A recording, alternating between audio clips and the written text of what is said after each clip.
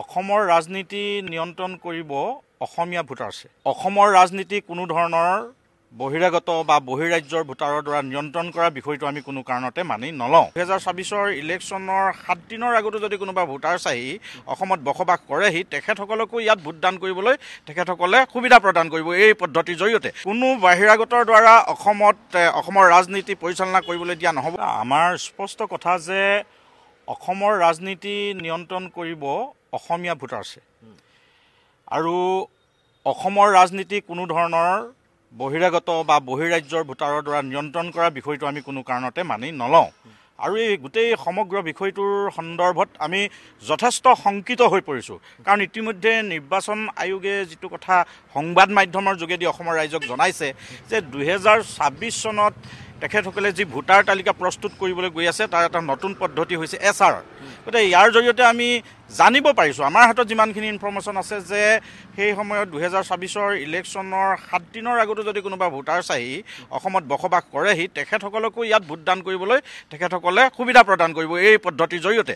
গতিকে স্পষ্ট কথা, কোনো বহিৰাগতৰ দ্বাৰা অসমৰ ৰাজনীতি পৰিচালনা কৰিবলৈ দিয়া নহ'ব। আৰু সমগ্ৰ বিষয়টো আমি বিৰোধিতা কৰিছোঁ আৰু লগতে আমি আমাৰ নিৰ্বাচন আয়োগ আৰু অসমৰ মুখ্যমন্ত্ৰী মহোদয়ক আজি আমি আহ্বান জনাইছোঁ যাতে এই গোটেই বিষয়টো যাতে তেওঁলোকে পুংখানুপুংখভাৱে বিশ্লেষণ কৰি কোনো কাৰণতে যাতে SRৰ জৰিয়তে অসমৰ ভোটাৰ তালিকা প্ৰস্তুত কৰা নহয় তাৰ প্ৰতি তেখেতসকলক সচেতন হ'বৰ কাৰণে বা তেখেতসকলক তৎকালীনভাৱে ব্যৱস্থা গ্ৰহণ কৰিবৰ কাৰণে আমি আহ্বান জনাইছোঁ। আমাৰ স্পষ্ট কথা যে অসমৰ ৰাজনীতি নিয়ন্ত্ৰণ কৰিব অসমীয়া ভোটাৰছে আৰু অসমৰ ৰাজনীতি কোনো ধৰণৰ বহিৰাগত বা বহিৰাজ্যৰ ভোটাৰৰ দ্বাৰা নিয়ন্ত্ৰণ কৰা বিষয়টো আমি কোনো কাৰণতে মানি নলওঁ।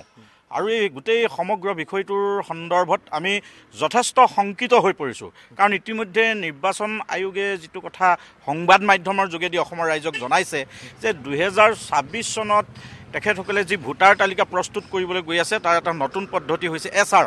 গতিকে ইয়াৰ জৰিয়তে আমি জানিব পাৰিছোঁ, আমাৰ হাতত যিমানখিনি ইনফৰ্মেশ্যন আছে যে সেই সময়ত 2024 ইলেকশ্যনৰ 7 দিনৰ আগতো যদি কোনোবা ভোটাৰ চাহি অসমত বসবাস কৰেহি তেখেতসকলকো ইয়াত ভোটদান কৰিবলৈ তেখেতসকলে সুবিধা প্ৰদান কৰিব এই পদ্ধতিৰ জৰিয়তে।